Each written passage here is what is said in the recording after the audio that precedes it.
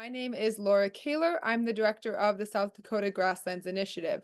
If you're not familiar with it yet, the South Dakota Grasslands Initiative is a project started through the Grassland Coalition, along with many partners, that was focused on how can we better support the grasslands through increasing communication and collaboration of everyone who's impacted by the grasslands. I'm looking at that in a really broad sense. So the purpose of these quarterly partner meetings are for us to get together, become more aware of what's happening around the state. Maybe we can get an idea from the eastern part of the state that you'd like to replicate on the west, and then you realize you have a contact that you can reach out to get some information on that. Those types of ideas are what we're all about sharing today. So we'll start off with a quick recap of what's happening with the South Dakota Grasslands Initiative. We have 4 different work groups that are focused on the goals that the partners have identified as key areas of focus for the initiative. So we'll be giving those group updates. At each of these meetings, we've been doing a producer highlight, which is about a 15-minute synopsis from a producer that gives us the chance to hear about a different operation in South Dakota and do a sort of virtual pasture walk right here during our meeting together and ask questions of them to see how different operations look around the state. After that point, we'll move into our partner updates. And this is a chance that we've got some on the agenda that will be giving specific updates. They're usually about 2 to 5 minutes long. So really just a quick snippet of things that you should know about happening around the state. If you're not on the agenda and time allows, we'd absolutely welcome a few more introductions there as well. And then at the end today, we're really hoping that we'll have time for our networking breakout rooms. The breakout rooms are set up so that you can join a breakout room with others in your same relative geography around the state. Get to know some people there and have some discussion. Our meeting today is going to be 2 hours. Last meeting was 90 minutes and everyone felt it was a little tight on time. So we'll have a longer time together and get to embrace the fact that, yes, it's a longer call, but nobody had to travel for this today. And we've maybe got our traveling out of our system after last week and can enjoy this time together today. If you are not, so I'm pulling up, actually, I'll throw this in the chat again. I'm pulling up the agenda. And so if you're not already on our email list, please make sure that you get added to that. You'll also note that there's a form to fill out that says, fill out the updated South Dakota Grasslands Initiative interest form. This is the same form that many of you filled out a year or 2 ago, but I have some updated questions on there to help me figure out things like who wants calendar invites for this meeting? Who wants extra emails about events happening around the state? I want to be respectful of how much I email you. And so being able to tailor that to your interest really helps me out. So if you can fill out that form again, that would be much appreciated. We also have the form for our partners on the Prairie podcast. You can see the Spotify link there where you can listen to all of our podcasts. We have about 25 right now, highlighting the different partners of the Grasslands Initiative. Anyone is welcome to fill out the form to have a podcast completed on your operation or entity. We also, though, really try to highlight our formal partners. So on the top of the agenda, you can see that there's a form to fill out if your entity would like to become a formal partner. There's no cost to that. It's just kind of an extra way of saying we are really focused on the goals of the initiative as well, recognizing that all of us are supporting the grasslands in different ways and have different goals and priorities, but the end purpose is that we recognize that we need grasslands in our state.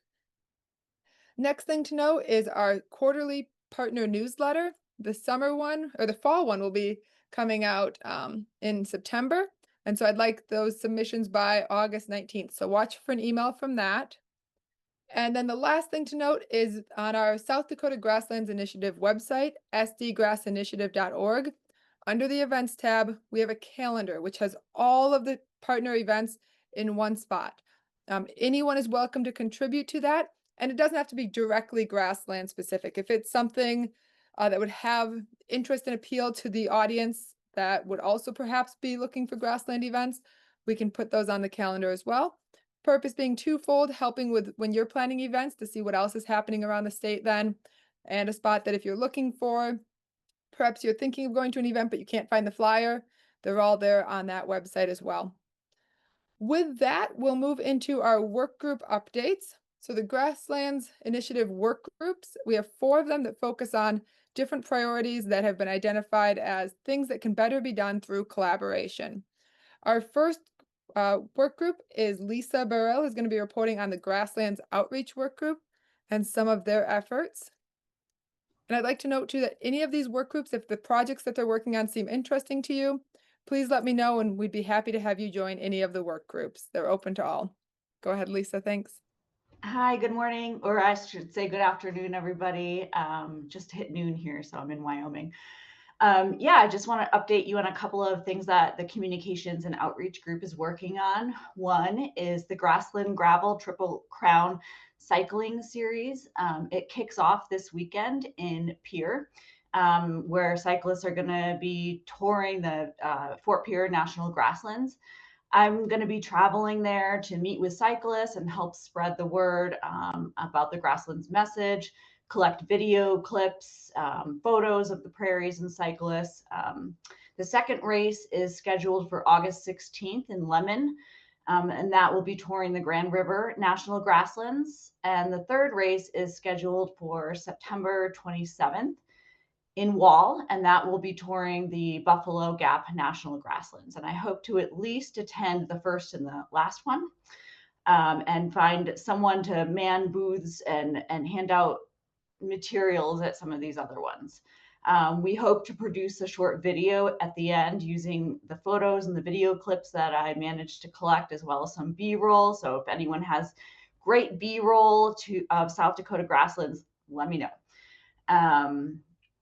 And then the second project we're working on is a campaign for our country's 250th anniversary next year. So every state has their own campaign. And I was just looking at some of the surrounding states for the geography that we're in, which includes Wyoming, Montana, and North Dakota. And I think North Dakota maybe is the only one that has like stuff on their website. One of those states does. But anyway, so South Dakota feels like really ahead of the curve on this, which is awesome. So far the campaign includes a reading challenge, which we're not part of, but I thought I might mention that here because I think it's kind of interesting, in case you were interested in that. And then also a walking challenge through Game, Fish, and Parks to walk 250 miles by July 4th of next year. We are tagging on to that challenge with a milestone of 46.9 miles, which is meant to represent the 46.9 million acres of grasslands that once covered South Dakota. We're hoping to use that number as a conversation starter, not only to talk about what's been lost, because that's kind of a depressing message, but also as a way to inform people about all the good work that's going on that, you know, you guys are all doing in terms of grassland conservation. So we are working on that. Trying to figure out a snappy slogan. Right now we have 46.9 for the grasslands. Step back in history. Enjoy 46.9 miles for the 46.9 million acres of grasslands that defined South Dakota 250 years ago. So still a work in progress, but that's kind of our working slogan right now. We hope to have a sticker that participants will receive upon completing the challenge, but something that could also be used in other venues and events, something that's sort of specific to the 250th anniversary, but that's not just, you know, a one-time use sort of thing. So we're hoping to get a sponsor to cover the cost of those stickers, possibly spending around $500. So it's not a huge sum. We're hoping that we can work that out with some South Dakota businesses.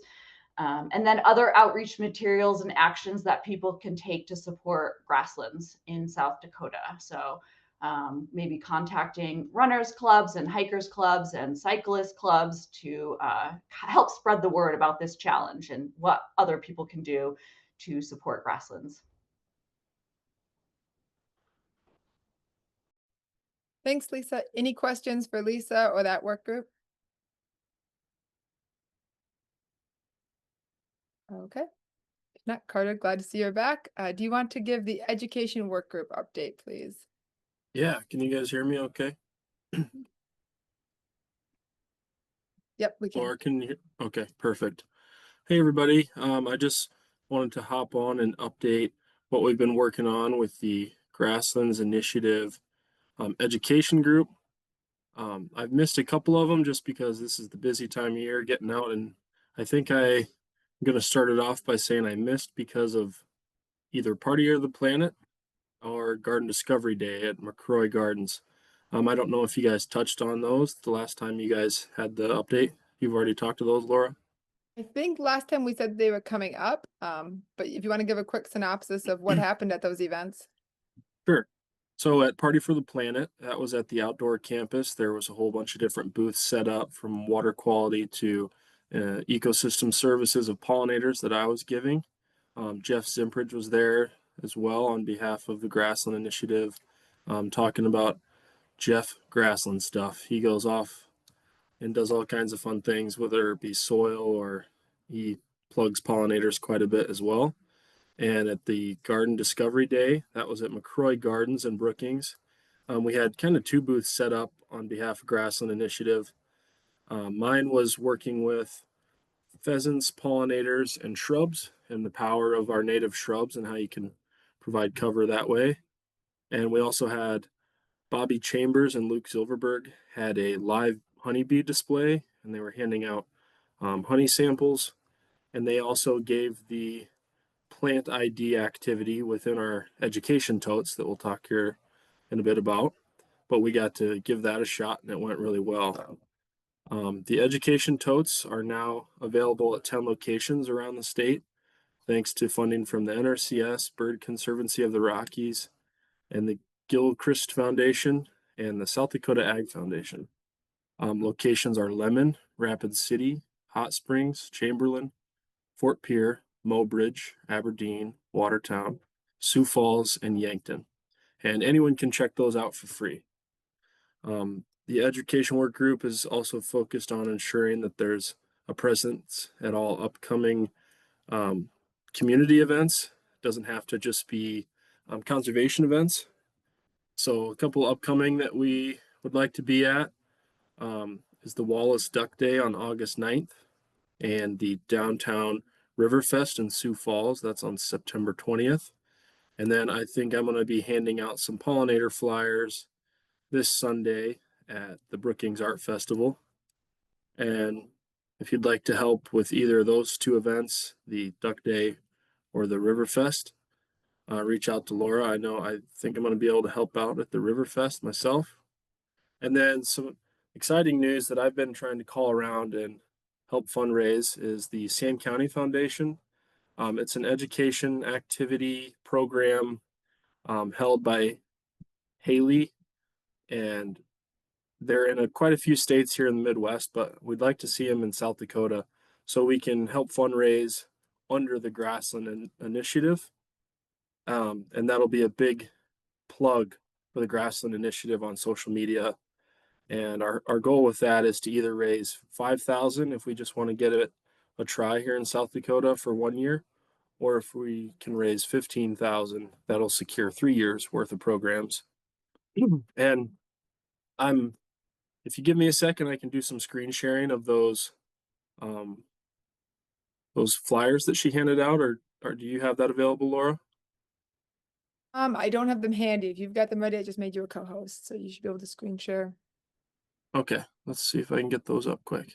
While Carter's doing that, I'd just like to reiterate, yes, so this is the point where the education work group's kind of organizing the plan for these events and things like these, are working with the Sand County Foundation on the pollinator project. And then this is where we'd really like to reach out to the full Grasslands Initiative partnership and say, if you live near Sioux Falls or Wallace and can help out during the day, and just want to come over for even just a couple-hour shift, that would be much appreciated. You don't have to be a full work group member to participate in these types of things, just looking to get everyone an opportunity to share about the grasslands.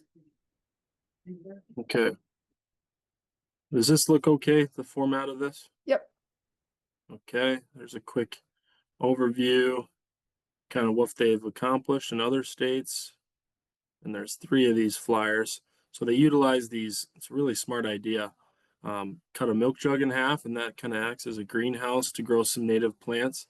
And then they'll have kids put them out in areas to start developing their own little grasslands near their schools. Let's see if I can see if this is a different one. That's the same one. I can't really scroll over to the right here. All right, here's another one. So this is the program we would like to see here. This is them out planting their plugs. And you can see those few different levels of sponsorship. And so in most states, they would have, let's say, Pheasants Forever would donate 5,000, and that would be a big plug for Pheasants Forever. But what I think we're trying to do with the Grassland Initiative is, since that's a pretty big number, and we all know the climate that we're in right now, politically, financially, we were thinking that we could try to raise that 5,000 or 15,000 under the Grassland Initiative and just boost up the Grassing Initiative because they've been such a good help getting us all organized. And I think there's one more. See if I can click on the right one here. Yeah. I think that's going to be the best I can do because it won't let me scroll over to the right. Oh, here we go. So there's two different levels to those activities, K through 12 or kind of more focused on the higher end education aspect of it. But I think that's all I got for you guys today, and be happy to send these off if you know someone that can help fundraise for this same county foundation. Thanks for the recap, Carter. Yep. And I did add a link to that project on the agenda, but we'll be looking for partners. The work group will kind of finish putting things together, but if your entity might be able to contribute something like $1,000 towards helping bring this to the state, the education work group is kind of going to help work with the Sand County Foundation to launch it. Here is the hope. Okay, next work group update we have is our work group that's focused on how do we connect the grassland conservation programs to the producers on the ground. So Cassie's going to give us this update. Hey everyone, as Laura said, Cassie Auxt with Ducks Unlimited. I'm based out of Pierre, and I will be giving the update from our programs and producers work group. With that being said, we don't have any real update from the fund shift we were hoping to go through to be able to implement the survey that we discussed the last couple of times. However, we've had a lot of great conversations in these work group meetings via Zoom, and we figured what's better than to sit down together in person and chat about some of these ideas that we have and hopefully be able to get that ball rolling and implement something else if that's the route that we're going to end up taking. So open invitation here if you want to put down July 10th on your calendar for from 12:30 to 2:30 in Highmore at the Willow Creek Steakhouse. We will be meeting up and grabbing a burger and just brainstorming over some of those ideas that we might have in order to better connect producers and programs with one another. Like I said, open invite there, and this will actually be following a field day earlier that morning out at a producer by the name of Dylan Duder, where we will be meeting at the Reed Heights Auditorium, and that will start at 8:45. So I will touch on that here later once we get into the partner updates. But I believe that's all. So Laura, if I miss anything with that work group, feel free to add. I think that's the main thing. We would love everyone and anyone to come to that meeting in Highmore, recognizing it might be a further drive for some of you. Even if you have ideas, like a creative thought of this would be a neat idea to help connect producers to programs, send that to me and we'll throw it on the brainstorming list and see where it goes from there. Thank you very much, Cassie. Any questions for her? Okay, then AJ Munger is next with our conservation strategy work group.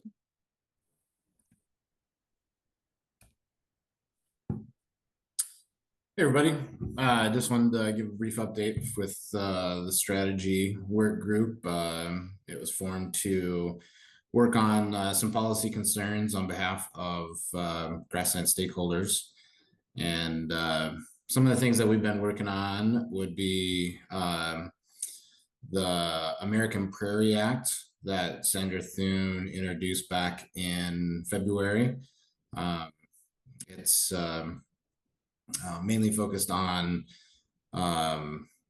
making sod saver nationwide. Right now, it's just in effect in 6 states in the upper Midwest, but the American Prairie Act would extend sod saver provisions nationwide. Also visited with their office about some improvements to CRP. Both general and continuous CRP as well as grassland CRP. Another thing that we did was we wrote a letter of support to Secretary Rollins for the Farmers First, which is a document that her office put out here a few weeks ago now, talking about some of her policy proposals. And we just wanted to highlight our support, especially for her acknowledgement of conservation programs and the value that they have. And we wanted to make sure that we knew that we supported their involvement in continuing to move conservation forward and get more conservation on the landscape. Also, we highlighted that we appreciated the recognition of the importance of easements as a voluntary tool for producers. And also one of her policy points was that succession planning is very vital. And that's one of the themes that has been ongoing in conservation circles. Highlighted it a couple of weeks ago at the America's Grassland Conference as well. And that's something that we'll continue to focus on. We're also working on planning the Party on the Prairie, which are a couple of events coming up in August of 2025. So not too long, but we're hoping to bring all the grassland stakeholders together to celebrate and discuss ways that we can work together to sustain our grasslands, our economies, and our communities. Going to try to connect producers, conservation experts, community leaders, policymakers. Invitation list includes all of South Dakota state and federal legislators, chair people of all 9 South Dakota tribes, support staff, and neighboring conservation district boards as well. So look for that. Last I heard, it was kind of August 18th through the 20th, sometime in there, at Caputa, which is out near Rapid, and then in Sioux Falls the week after. So I guess if you have any questions or looking for more information on that, reach out to Laura and myself, and we can get you put in contact with the planning team. Thanks, AJ. And as you were discussing the letter to Secretary Rollins, I put that in on the agenda. So if you're curious what the letter looked like specifically, you can open up that link. And yes, if you'd like to help with Party on the Planning, we're meeting about every 10 days, 2 weeks to help pull that event together. So if you'd like to be a part of that, send me an email and we'd love to include that. With that, we're going to move into our producer highlight. So for the next about 15 minutes, little over is okay. If there's a lot of questions, we'd love to run over on time for questions. But Dean and Candice are going to share about their ranch. If you get done with this presentation and want to know a little bit more, their amazing Grasslands video is linked on the agenda as well. And after that point, we're going to move into partner updates. If you know that you'd like to give a partner update and you're not on the agenda, feel free to put that in the chat or send me an email and I will check those out. With that, Dean and Candice Lockner, thank you so much for joining us today. Well, thank you for having us on. We're here to basically say thank you to all the partners that have helped us accomplish some of our goals, and we've learned that you always get a better answer as a team, and this is another good example of a team. We're in the process of helping to regenerate the most endangered ecosystem in the world. These are just some pictures and stuff of our ranch. Albert Einstein said the significant problems we face cannot be solved at the same level of thinking we were at when we created them. And many of our problems that we have with erosion and saline issues and things are things that we've created as man, thinking that we know better. And Luther Burbank said, if you violate nature's laws, you're your own prosecuting attorney, judge, jury, and hangman.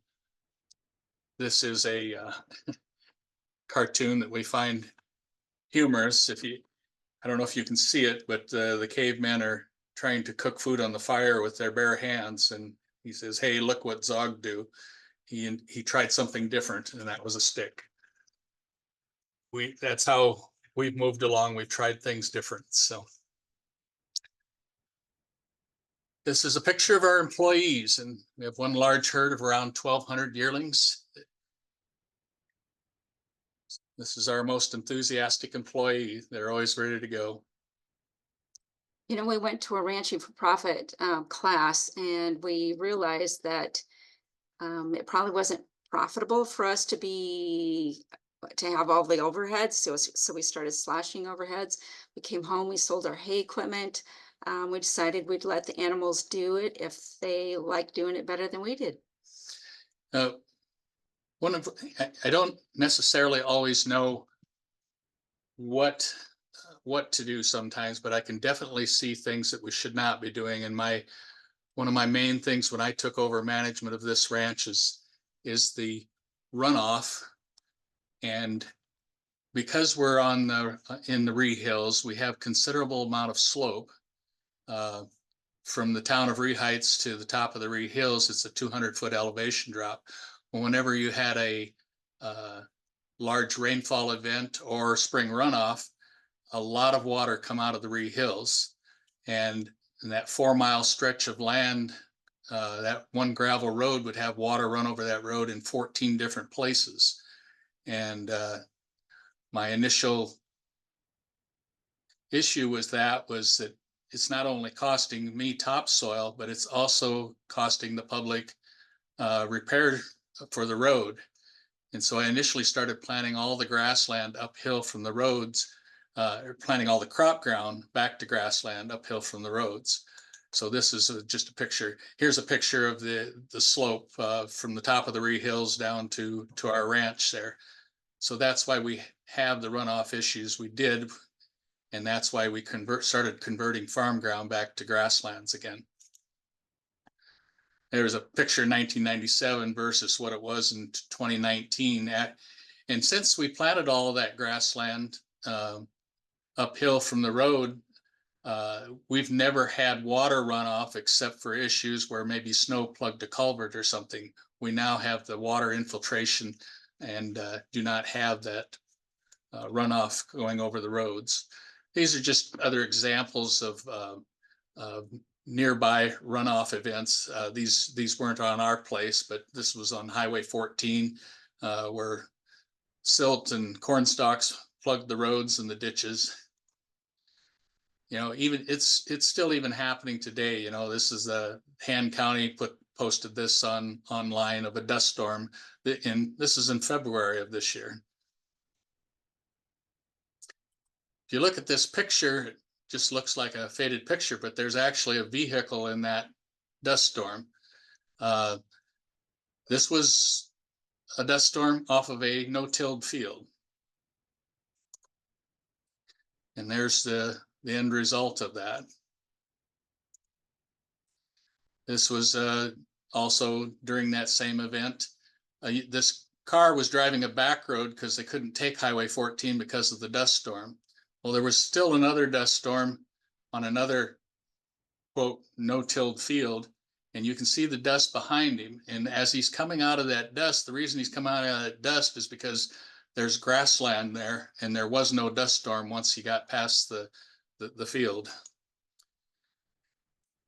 Alan Savory says it's not drought that causes bare ground, it's bare ground that causes drought. Statistics show 50% of the world's cropland is bare in any 12-month period, hence losing soil carbon. When Dr. Christine Jones spoke at the South Dakota Soil Health Coalition in 2020, she just said the earth is naked and dying, and we're suffering the consequences. This is kind of a humorous farmer's rain gauge here. His bucket hanging on a fence post, and you notice at the bottom, he's going, yay, and then he's going, thank you, Jesus. And then as we get more and more rain, you'll notice at the top, it's up to help me, Jesus. But this is an example of if you do not have good water infiltration, we can go from thank you, Jesus to help me, Jesus pretty quickly. So to stop the runoff, we did eventually converted all our farmland back to well-managed grazing land and increased our water infiltration greatly. And of course, the reason for that is if you look at perennial root systems, they go much deeper than agricultural root systems.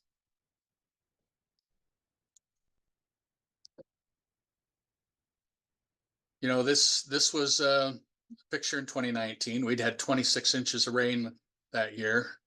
And because of the perennial roots we had, we just did not have runoff. And fields just across the fence were black, soggy, and muddy, and they had prevent plant acres. We have long recovery periods after we graze them. It's usually 80 to 90 days if we do regraze them. About half of our property, we don't even regraze it after the first initial grazing. Here's a video of how we move the livestock here. You can just let you watch it. It's 1 minute. So.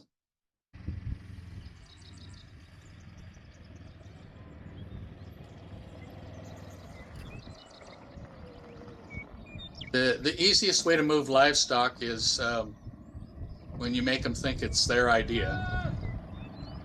And they get pretty used to wanting to move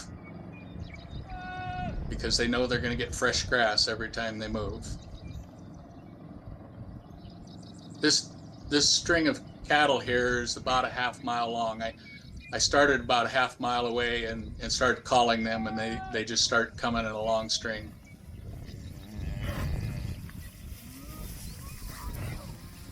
I don't know if you can hear the audio in the background, but listen to which kind of birds you hear if you're a bird person.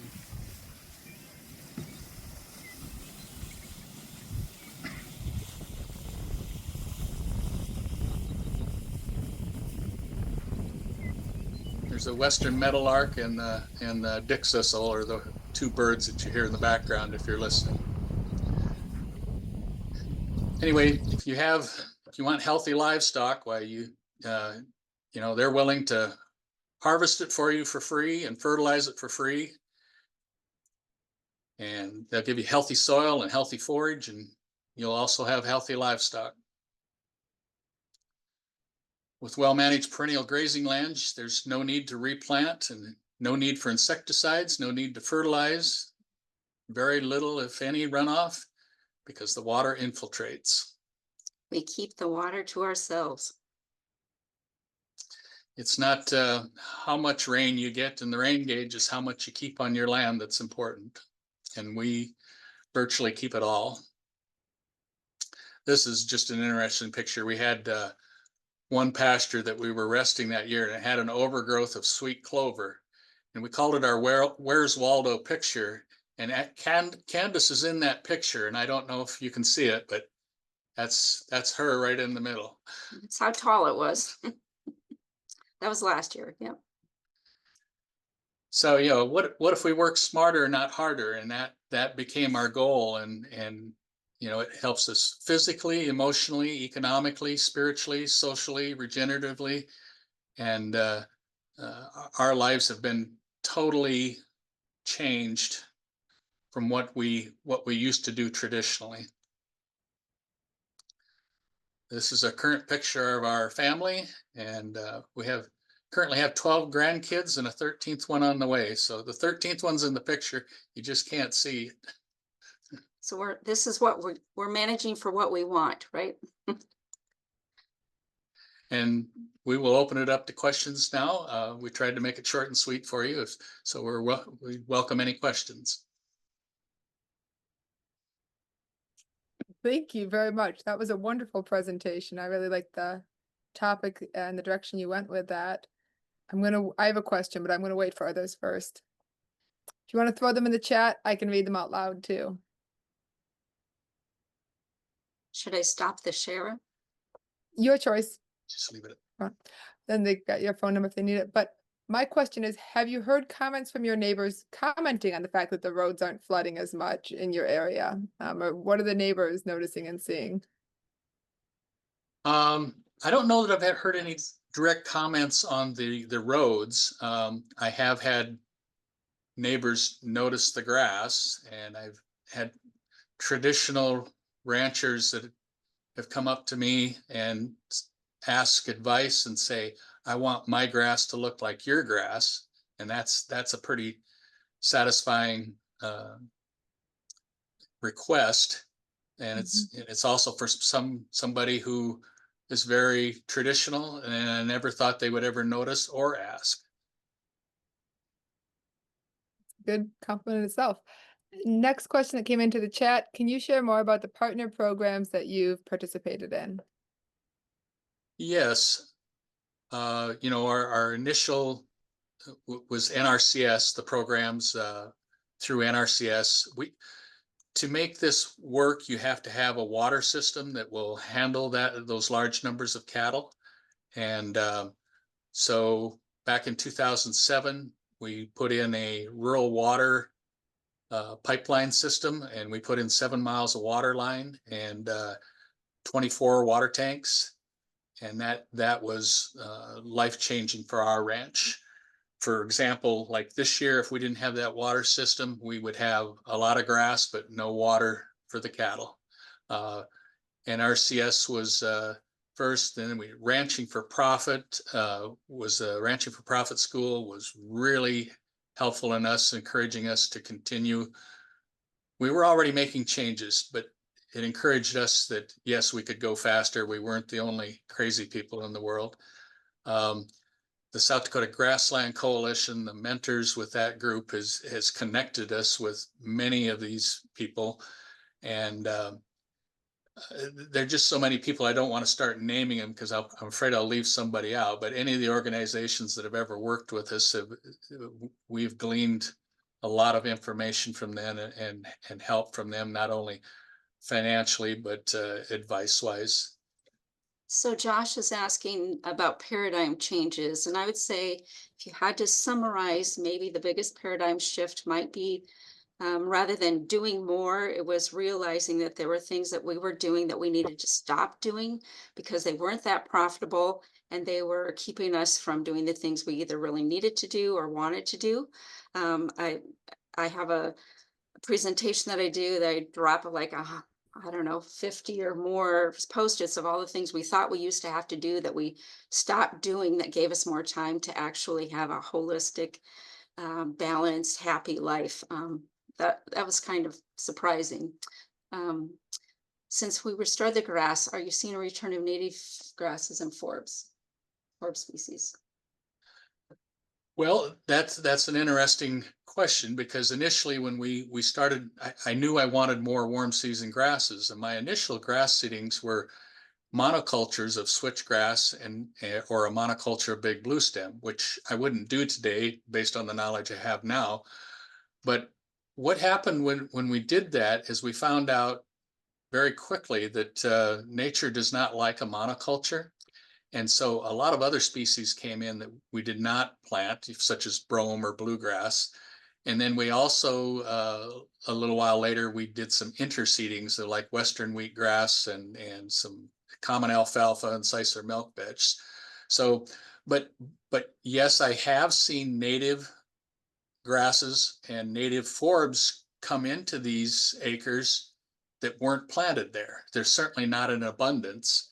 And, it's going to be really interesting to see as time goes on what will happen to those acres.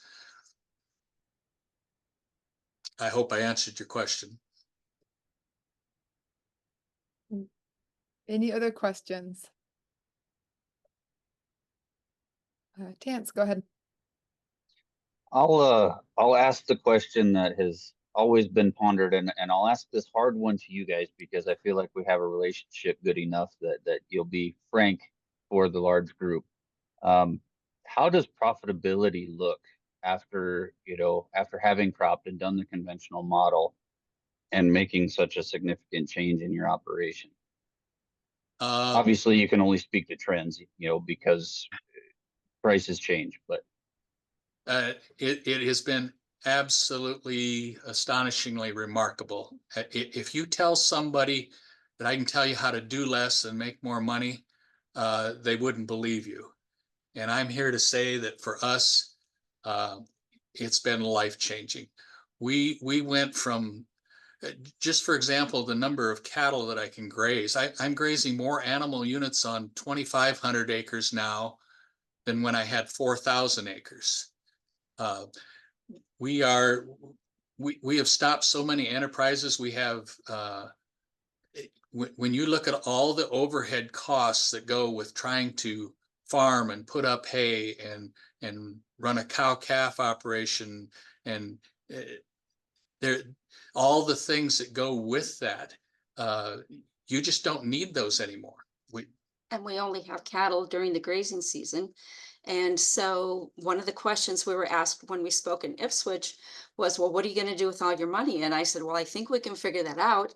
And so we have, got referrals and talked to some smart people, and we have invested. So we have a diversified portfolio, and that actually is even probably the greatest part of our profit. And so it looks like a quote retirement plan, but I highly advise anybody of any age to, like, if they want to make more sooner and work less, it's diversification is key. And Yeah, that's great. I don't mean within the ag industry. I mean outside of the ag industry.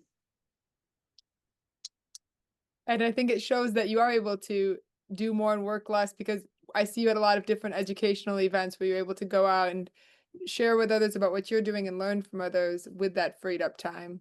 And the people that need the most help with this and need to be going to these things, they're too busy to go. Mm-hmm. And I know, I'm speaking from experience, I was too busy to go to anything like that. And I should have done what I'm doing now 30 years ago. Thanks. Well, hopefully the recording of the Zoom can get out to somebody that couldn't get off their operation today and can hear those words. Any other questions?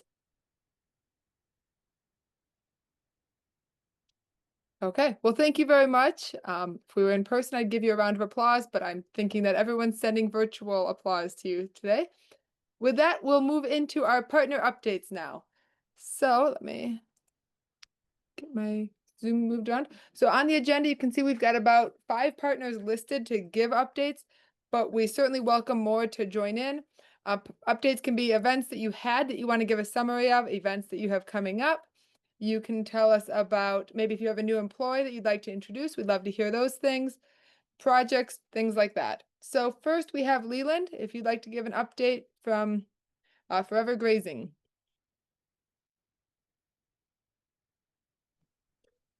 Okay, I'm out here in the field, so can you hear me, Laura? We can hear you. All right, well, thanks for the opportunity to kind of visit. I'll just be kind of brief. I got a lot going on, but if people have questions, we can always follow up. So my company's name is Fourever Grazing Lands, LLC, and it's work that supports grasslands. And I call myself a land management coach, or a real general. I have my consulting certification through the Society for Range Management. And so there's kind of 3 main things that I've been working on.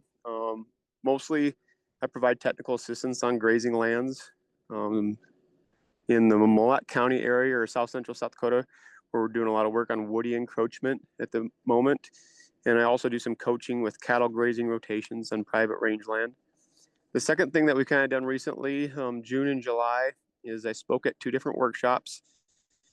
June 18th, South Central RC&D hosted a post-wildfire workshop in White River, South Dakota, because last September, due to a wildfire, we burned up about 16,000 acres of grasslands, which also involved different types of woody brush, including cedar. But we discussed the objectives of controlled burns versus wildfire, and also the grazing management differences when managing for each. So just as a quick example, we talked about, what's the objective of the wildfire. It's usually is to put the fire out. In a controlled burn situation, and we had a 45-acre one in Moloch County. Our objective was to kill cedar, and that worked effectively. And we have grasslands this summer that aren't stressed. July 1st, I was over just north of Colomb, South Dakota, at Van Mansheem's ranch, and we did a pasture walk It was titled Thinning Smooth Brome Grass on Native Rangeland. There are 16 plus participants observing the return of 60% native grasses and forbs after applying biologically effective grazing management to smooth brome grass, which was 90% canopy just 6 years ago. And thirdly, I've also put a skid steer and disc mulcher to work in Mille Lacs County, and we're busy cutting cedars and brush off of native rangeland, county road ditches, and hay fields. So that's kind of a little bit what I've got going on, Laura. Thank you. And Leland, that reminds me, the Connecting Producers and Programs Work Group has been working with the South Dakota Association of Conservation Districts, has a website called, if you go to Conserve SD, it's the Dakota Conservation Network, and it's a spot that they're really encouraging contractors who do things like tree removal or fence or water lines to promote their business there. So if anyone on the call hasn't checked that website out and might have a service to advertise, please look into that. All right. Thanks for the reminder. Next, we have Merissa from Buffalo Nation's Grasslands Alliance. Yes. Hello. Can you hear me? Yes. Okay, perfect. Hi. Just like Laura said, my name is Merissa Dominguez, and I'm the program director for Buffalo Nation Grassland Alliance, or we're known as BINGA. But before I discuss my new position, I thought it'd be best to review my previous role.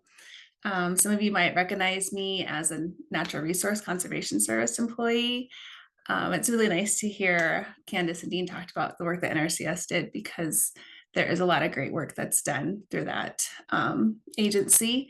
I worked with NRCS for approximately 13 years, a little over 13 years. I started my career in Chamberlain, South Dakota as a soil conservationist. The DC there had me work on CRP, which is where my love for grassland ecology grew. It's a bad pun, but that's kind of what I'm known for. So brace yourself. My ultimate goal was to be a tribal liaison in Chamberlain, but I really thought the guy who was in that position was never going to leave. So I switched over to the compliance team. And for those who aren't familiar, in order to be eligible for USDA conservation programs, you need to become a program participant. So very roughly, there's kind of 2 rules that you need to follow. You can't fill, drain, or modify a farm bill wetland, and you can't farm highly erodible land in a way that contributes to erosion. So our job of the compliance team was to ensure that farm bill participants were in compliance, which is tricky because NRCS is not a regulatory agency. I learned real quick how to navigate through highly contentious situations. Sometimes I wondered if the creator was guiding me into politics because my skin grew real thick, real fast. After that, I did that for about 5 years. And then I finally earned the opportunity to be selected for a tribal liaison position. And I was thrilled to have my chance to finally dedicate my time to a tribe. And also during that time, I was chosen to serve as a state tribal liaison in Washington state. There's 29 federally recognized tribes there. I couldn't really wrap my brain around how to work with 29 tribes.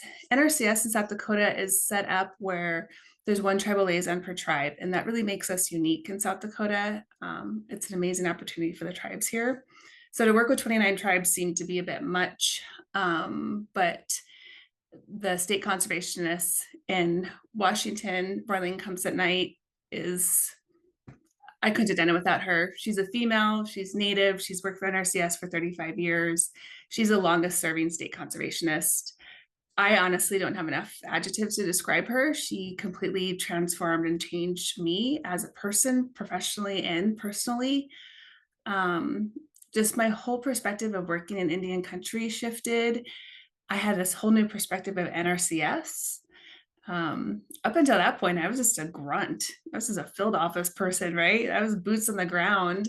My NRCS role was small. And so I'm really grateful for that experience. And then came 2025 and I got doged. And I use that word as a verb.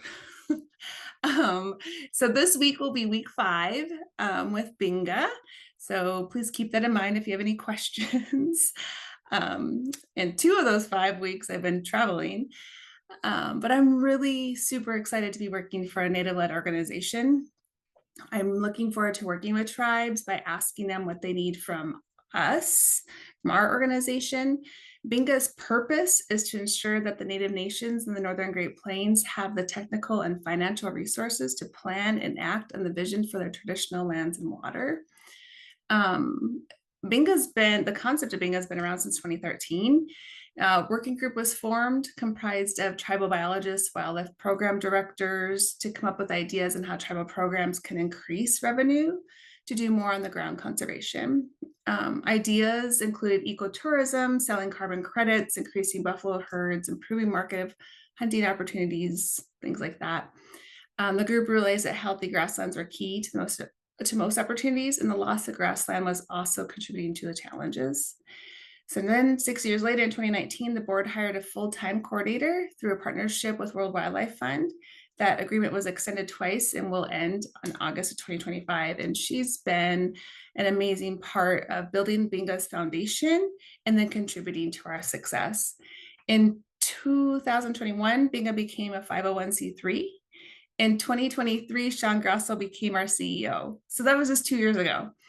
My role as a program director is to provide support, guidance to our program officers and specialists. So right now we have a land conservation program officer who was hired about a year ago, an outreach and engagement program officer who was hired earlier this year, a youth program specialist who's part-time, she was hired last year, and our grassland specialist, Renae Schmitt, who I've asked to be on here with me to discuss the work that Binga is doing. So I'm gonna push it on over to Renae. Hi, so I'm Renae Schmitt. I'm the grassland specialist. I just started with Binga in February of this year. Prior to that, I worked shortly for Fish and Wildlife Service based in Sand Lake, and I was one of their easement acquisition technicians. So I helped sign interested landowners up for wetland and grassland easements within 8 counties of the Sand Lake district. So as grassland specialist, we work with tribes in Montana and North Dakota, and Merissa just asked to talk about some of the things our organization is doing with tribes here in South Dakota, and we work with 7 of the 9 tribes. Here, we don't work with Sisseton Wahpeton or Flandreau Santee because they're too far east. But one is we're providing some grant opportunities to tribes and tribal programs. We just had one grant opportunity close last month. It's money for grassland restoration as well as staff support for tribal staff members who are working on planning or implementing grassland restoration. So those the proposal due date was 2 weeks ago, and we're in the process of reviewing proposals, and we hope to announce who the recipients will be in a couple of weeks. And I think there will be a couple of tribes here in South Dakota that will receive some funding for grassland restoration. We also have another grant opportunity, again, available specifically to tribes and tribal programs to help them lease tribal lands and convert specifically crops back to grassland in hopes of helping them with their wildlife program. So providing more habitat for either wildlife or buffalo. One thing is that was supposed to coincide with an RCPP, and some of you are probably well aware that I think all of the RCPPs that were in South Dakota that were funded last fall have no longer are funded, and that includes Binga's. And so we're hoping, it was part of our plan anyway, but to learn more about what different government and nonprofits are offering as far as cost share and conservation incentive programs that are available to counties that include the reservations here in South Dakota. So if you have any programs that are available, you can reach out to us and we can communicate that to tribal producers or tribal programs, or you can ask us for suggestions on how to do outreach.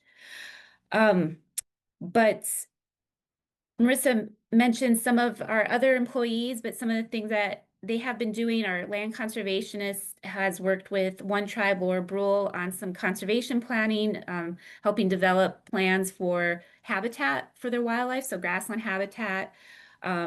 We have provided funding for black-footed ferret conservation work that was frozen initially, and then we did some private fundraising, and then the federal funding for ferrets was unfrozen, so we have additional funds to help support conservation efforts here in South Dakota and Montana reservations for the ferret.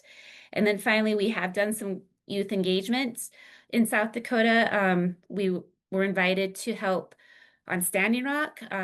One of the schools, Wapala School, has some youth programming for the middle schoolers and high schoolers, and we were invited to do a plant walk on some allotted lands, and our youth engagement officer was showing the kids what plants they could eat. So they're out there eating cactus and yucca flowers, which was kind of fun. And then a couple weeks ago, maybe last week, I can't even tell when it was, but Merissa and I helped with Laura Brule's youth engagement program for a day, and again did a plant walk with middle school and high school kids. So that's what our organization has been doing in South Dakota. That is a fantastic summary. Thank you, Merissa and Renae, for both sharing what the big view of what BINGA does, as well as kind of some more specific work that you've been doing. Thank you very much for that. Next, we have Josh with Audubon Great Plains.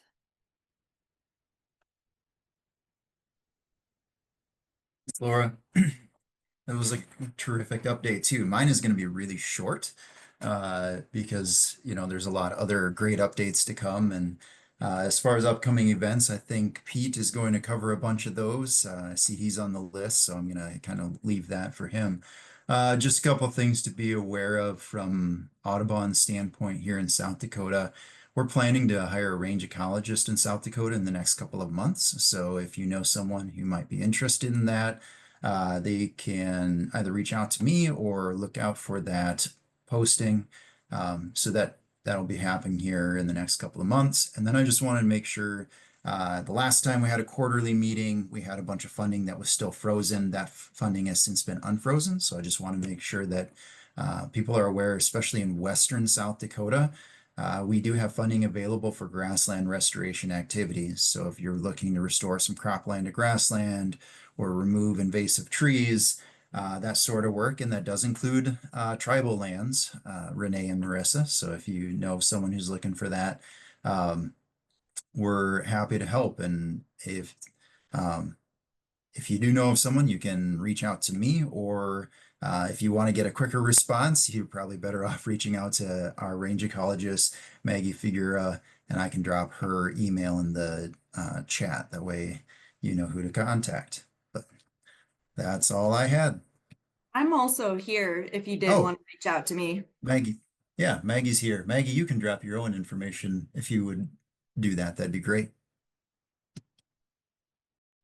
Perfect. Thanks, Josh. Cassie. Hello. Yes. Cassie Auxt again with Ducks Unlimited.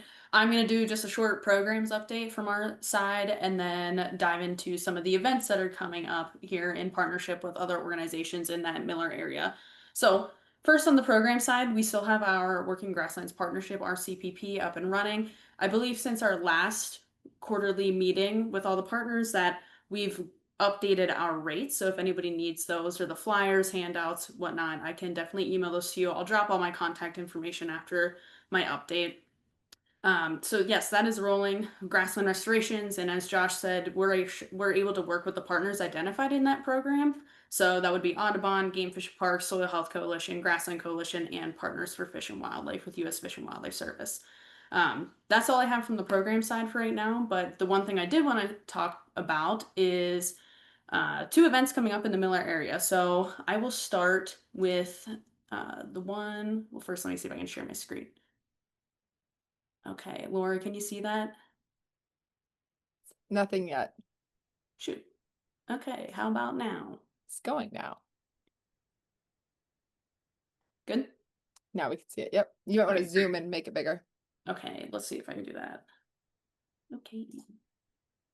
So the first event is on the 10th, which is this Thursday. where we will be meeting at the Heights Auditorium. If you're not familiar with where the auditorium is and you can't Google it, just go down the main drag at Heights and you'll see all the vehicles parked there. We'll be meeting at 8:45 with a carpool starting at 9, just so then we don't have a ton of traffic going through Dylan Deuter's fields. And then this is the event that will then be following up with Laura's South Dakota Grasslands Initiative Programs and Producers Work Group at Willow Creek. I also want to mention, if you do come out for these two events or even just the SDGI one, Willow Creek has been super generous with offering us their space at no cost. So if you're able to purchase a meal and help support them that way, that would be amazing. So this one I don't need an RSVP for, and that is this Thursday, like I said. And then the other event that I wanted to discuss does require an RSVP, and I have that date set for tomorrow just because I need to update meal counts for our caterer, and I'll try to zoom in here.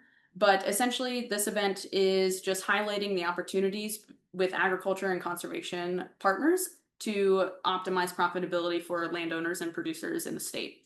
So as you can see here, we have a couple speakers. It's really a great lineup of powerful and impactful speakers, diving into the economics and management technicalities of cropland and grassland. And then we'll have producers from the local area complementing those talks and speaking to their own experience with conservation practices and what that's meant for them on their operation. And then at the end, we'll do a programs update with all the different partners.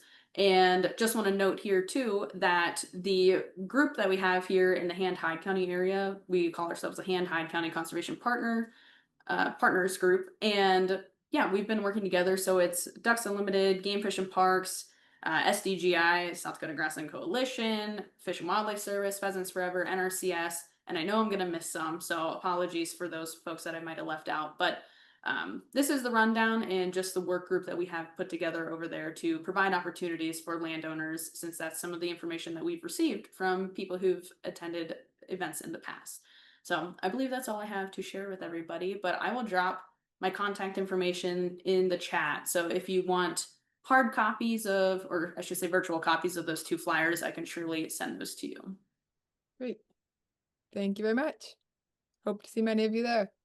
Next update we have is from Soil Health. Courtney, I see you're on. Are you planning on giving the update? Yes, sorry, one second Perfect, here. thanks. Yeah, so we have been having a busy summer here. We had West River Soil Health School in June. We've got our East River Soil Health School coming up here September 3rd through the 5th in Huron. So getting ready and getting people registered for that. We will have our conference here. This year it'll be in Aberdeen, and those dates are January 13th through the 14th. Few more summer events, pasture walks, other events coming up as well.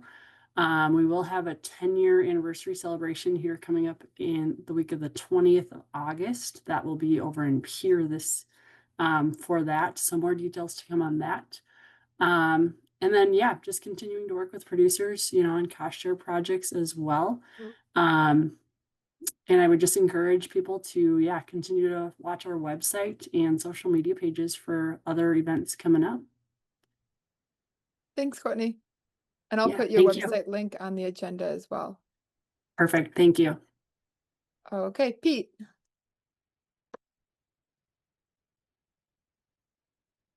Tell us about all the other events that haven't been mentioned yet. Yeah, I forgot that I had committed to a full rundown of events. So I appreciate all of those that have already mentioned their events.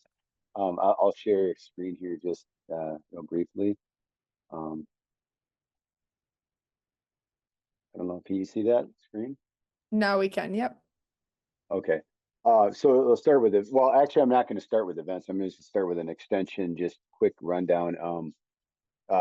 Many of you may not be all that familiar with extension or how we're structured, but recently our director Carla Troutman retired, and our director of our Ag and Natural Resources programs, which is Dr. Sandy Smart, has taken over interim as the extension director.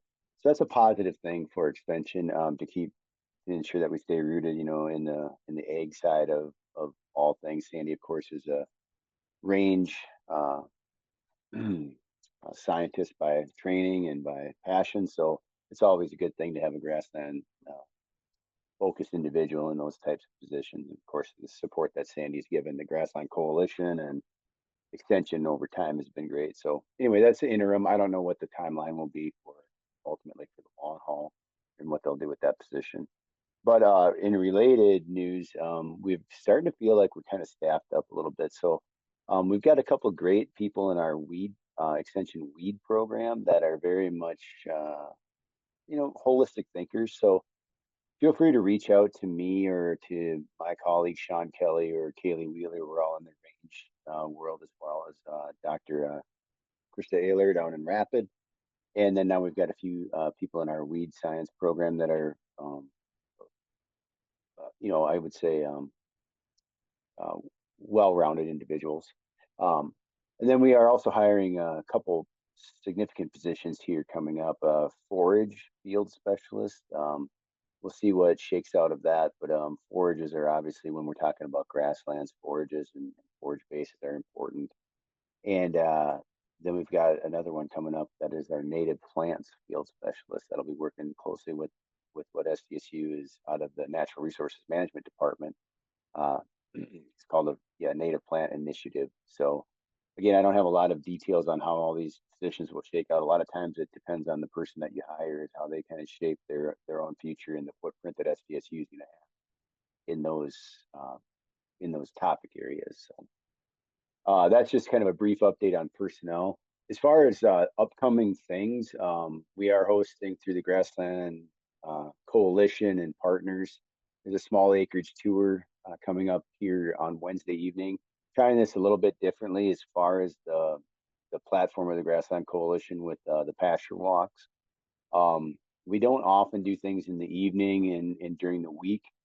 We thought we'd try this once, a little bit different focus as far as the scale of the property. And this is actually going to be at my place with my wife, Bridget, and I, and our family are just hosting this. And I kind of use our property as a place to practice a lot of demonstration things that we often, highlight at other places. So it's a lot packed in a real small area. So it's really family friendly, walking friendly. If we loaded up on a trailer and went around my place, we'd be done in like a minute and a half. So, and there's just some access issues to all places. So it's going to be kind of a walking tour, and then we are going to go down the road and we're going to talk a little bit about some of what I do with my neighbors in regard to leveraging those grasslands as well, and kind of unique relationships, and then the role I play kind of in the neighborhood. And it's not about us as much as it's about finding opportunity around every little corner for making a little money, saving a lot of money, that type of thing. So that's the small acreage tour this coming Wednesday. Free food there. We're going to do that. We haven't done that for a while. So the second one then, so I'll take any questions on these after. A really exciting one that's coming up though is August 9th. We're calling it Duck Day at Wallace. It's an opportunity to really, really highlight conservation across the board for the Grassland Coalition and the Grassland Initiative. And this touches kind of all of everything grassland. So Adam Grimm lives in Wallace, South Dakota. He won the Duck Stamp for the 3rd time. His daughter, her name is Madison. She's also won the Youth Federal Duck Stamp 3 times. I don't know what they're doing to cheat, but they're pretty good artists. And so when you win the Duck Stamp, they do this thing called a hometown event. And as we were kind of just mulling this over, we decided to let's try to go big and make it a real conservation event. So this will be on Saturday, August 9th. We'll be starting in Wallace with a bus tour that will take you to what we call the Carolyn Eck Restoration Site. And that's a multi-partner site. I won't go through all. There's about a dozen conservation organizations that have invested time, effort, money, partnership to this large multi-partner restoration project. And if you've never been on one of these, I really encourage you to come, because you always get a little bit nervous going into these things, but it should be in full bloom, and we really should be able to have quite a show, I hope. And that'll be about I don't know, it's only about a 10-mile bus tour. Then we'll spend about an hour and a half on site. And then we'll return to Wallace. So you can choose to go on the bus tour or not, but then the rest of the day at Wallace is food, fun, and games for kids and families. They'll be showing the $1 Million Duck movie. There'll be art, Adam Grimm's artwork on display. We'll have booths of conservation partners, and they'll all have like something fun or tangible, touch and feel. And then there'll be a ceremony that will have a few keynote speakers and things like that. We're looking at trying to get the rainfall simulator in, and so just spending a day really celebrating grasslands in Wallace, South Dakota. That little town is kind of known for their fun. So they're even talking about doing a softball tournament at the end of the day. So kind of a pickup game. So if you're on the call and you want to have a fun time, throw a softball glove in and come to Wallace and spend Saturday, August 9th there. So that's my big pitch. The other thing that's coming up though too is if you want to know more about this, actually, let me show you. You can log on to SDSU Extension's events page and you can register. The only thing that we're asking registration for is the bus tour, just so we know how many buses to reserve if we need more than one. And the South Dakota Grassland Coalition Board has generously agreed to support this entire event through the buses and some other things. So anyway, if you intend to come on the bus, we'd love to hear from you ahead of time. There will be opportunity for first come, first served seats day of, but I really encourage people to register ahead of time. What else? Cassie mentioned the event coming up next week. July 10th, this week on Thursday, is an event at the Oak Lake Research Station in northern Brookings County for the SDSU Oak Lake site, and I'll be there on Thursday talking a lot about tree control, grassland regeneration, use of fire, and woodland control, regeneration, etc. So that'll be a pretty interactive day as well. This Thursday the 10th. You can find out more about that on the SDSU events site. And then the grazing school, I think, is the last thing coming up, July 22nd through the 24th. And that'll be at Summit at the Abbey of the Hills. Again, this will be our 4th year there, I believe. And that grazing school is very much similar to our other grazing schools. It's just the location is different, offers different opportunities, different perspectives for managing in a more eastern South Dakota kind of cool season grass and baited landscape, and the opportunities and challenges that go with that. I think that's the rundown of events. Thanks, Pete. Also yes. reiterate that I the think the Grasslands Initiative webpage, if you go to the events tab, you can find the flyers for these as you scroll down below the calendar. The links are all there. But thank you very much for giving us an overview of them, Pete. Krista, do I need to stop sharing, or can you stop? I mean, if sharing? you have to stop sharing, I think. Oh, there it is. I couldn't find it. I was like, it moved on me. Sounds Okay, good. so let me hit the stop share. All right. Perfect. All right. Next, we have Krista's going to give a partner update, and then if anyone else wants to, if you want to send me a chat on the chat, you can hit the top left corner where it says new chat, and you can send me a message if you'd like. Go ahead, Krista. Thanks, Laura. I think I know a decent number of you folks on the call, but if not, I'm Dr. Krista Ehlert. I'm a professor with SDSU, and I also serve as the state extension range specialist. Pete, went over some extension events, a couple more, also July 22nd to the 24th. I'm hosting the Women on the Range grazing workshop that is in partnership with the Carmichaels and Guptill. So that's up at Wedge Tent in Faith. And then August 1st, this was going to be a Women on the Range event, but it's open to everyone. We're just calling it the Roots and Ranching Roadshow. That's August 1st in Leola, and that is at Brooke and Casey Higgins.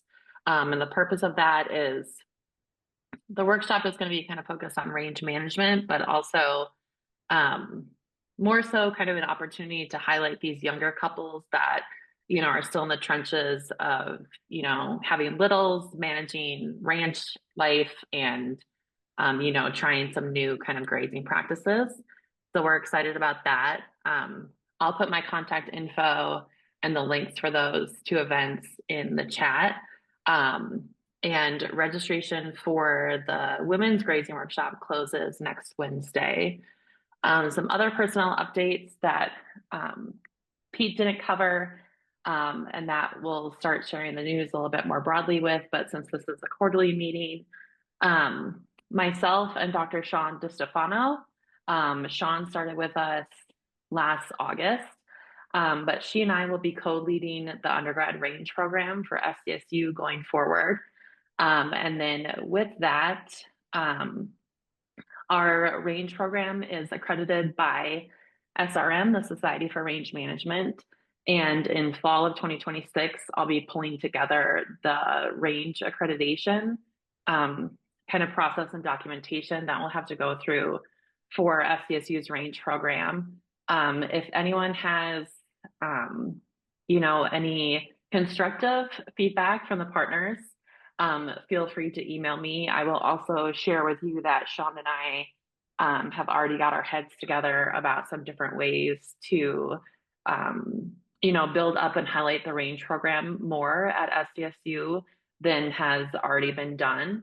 And with that, we're hoping to perhaps, for example, have like a 6-week intensive kind of program. West River is kind of what I've dreamed up, where students come out the summer or spring semester of their junior year of their undergrad, and they do, for example, I'm just been kind of spitballing this, but like 2 weeks with like BLM and Forest Service and NRCS, and then 2 weeks on a working ranch as like a working internship. I think that's really critical for students. And then 2 weeks kind of doing some like stakeholder communication work. So that's just, it's not concrete, but it's one idea that I've been spitballing. So if partners have any ideas or concerns or, kind of hoorah to share about the range program or the potential as we move into 2025 and beyond with that, I would more than welcome, again, constructive feedback. So those are the updates that I have, Laura. Perfect. Thank you very much. And good luck. That sounds like great steps that you're looking at making for the program. Ryan has our next update. Yeah, thank you, Laura. Just a brief, and I'll just put it in the chat, but I'm director of rangelands at Earth Optics, and we're working with Trust and Beef. I know there's some of you also on this call that are working with Trust and Beef. We have a field day event, or at least Trust and Beef has a field day event July 23rd and 24th. However, it's right across the border in Minnesota. And I'll just, like I said, put this in the chat so you all can have the link to it. But you can use that link to register or share it with other, other members or other coworkers. If you're consulting, give it out to some of your constituents there. But we will be talking there about the Earth Optics platform, how we go about doing soil sampling, as well as talking about carbon projects and how they can be useful, an additional useful revenue stream for your operation or for operations that are considering those things, like management practice changes around rotational grazing and such. So anyways, that's all I have, just this brief announcement. So yeah, if you have any questions, happy to answer them. Otherwise, just follow the link and that'll take you to it. And it looks like that's up by Morris, Minnesota. So just over the border on the northern side. All right, Yep, that's Jewell correct. has our next update.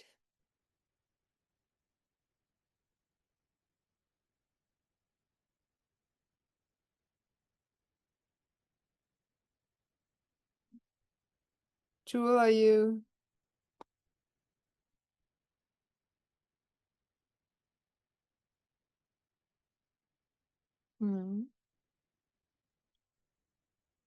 Do you see Laura? She said she can't unmute. Oh, okay. I think you can manually unmute her. Oh, okay. Thanks. says I can ask to unmute. We'll see if that does it. Yeah.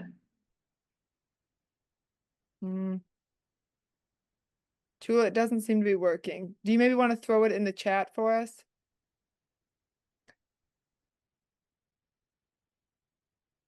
So Jewell, if you want to either throw it in the chat or keep working on that, I'm going to take this moment to poll everyone while we have a pause. You might have seen this up and going, but I wanted to get some input on for our October partner meeting. I know that there's a lot of value in getting together and gathering in person, and there's the convenience of virtual. So I want to get some input on if we're able to do our next quarterly partner meeting in person. There's going to be a private lands biologist forum October 1st and 2nd. So for a lot of individuals would already be at that event. And so the thought is, do we run it after that from October 2nd from 3 to 5? Or do we do a virtual meeting again October 6th? I will throw out there for those who have wondered, I'm attempting, I don't have the funds yet, but I like the idea of doing a Grassland Summit in the spring of 2026. And so that would for sure be our next in-person time if we're able to pull that off. But so if you see the poll that popped up, if I could get some more votes on that, I'd very much appreciate the input. Right now it's a little close, so it looks like virtual, but please go ahead and vote on that. Jewell, have you been able to? Go ahead. Sorry, Laura, can I add something? Please. And I meant to email you and some other folks about this, but just putting this out that if there's potential to collaborate on the Grassland Summit in 26, like I said, I was going to email you and some extension folks and some others, but 2026 is the United Nations declared it as the International Year of Rangelands and Pastoralists. So I guess personally, I would like to see like a collective effort on the partners instead of a lot of siloed activities throughout 2026, and like have aspects for both partners, producers, but also the general public. So I can follow up, Laura, with an email to you and some folks about that, but I don't know if that could be looped in with what kind of you were thinking for the Grassland Summit in 2026, or maybe it needs to be a separate thing. But I think it would be pretty awesome if we could have something in South Dakota, and whether it's just South Dakota specific or if we run it as like a North Central event and kind of combine with North Dakota and Nebraska too. So thank you very much for putting that on our radar again. For those who haven't looked into it, definitely can Google the event, and I like that idea. Okay. I'll email you. Sounds good. Jewell from South Central RC&D just threw in the chat. There's going to be the Rosebud Adult and Youth Range Workshop Day, July 16th. And I believe the evening before they're doing some type of livestock handling. Maybe it's BQAA certification the evening before. The adults portion will be the morning of Wednesday, July 16th, and the youth part in the afternoon. Dallas Mount workshop is coming to Winter and Murdo in November. More information will come later. Fantastic. Those great events are really nice, like especially if they're one-day events, to kind of get people there who aren't ready to commit to a full session, but want to kind of get a better taste of what they have to offer. With that, any other partner updates? Okay, so now we get to do the fun mingling time. So we're going to shift into the breakout rooms. There's 6 breakout rooms. If you look on the bottom of the agenda, you can see that there's descriptions of counties. My thought was it's most valuable if we get together with the people who are in your area. If you get into a breakout room and you realize there's only 2 other people there and you know them already and you want to go to a different room, that is absolutely fine. But this will just be a chance to get together, network. So when you get in your room, please go ahead and share your name. There should be one of the steering committee members in each of the group who's kind of leading things. If they weren't able to be there and somebody else can kind of step up and be that conversation lead and maybe record some keynotes that should come back to me, let me know.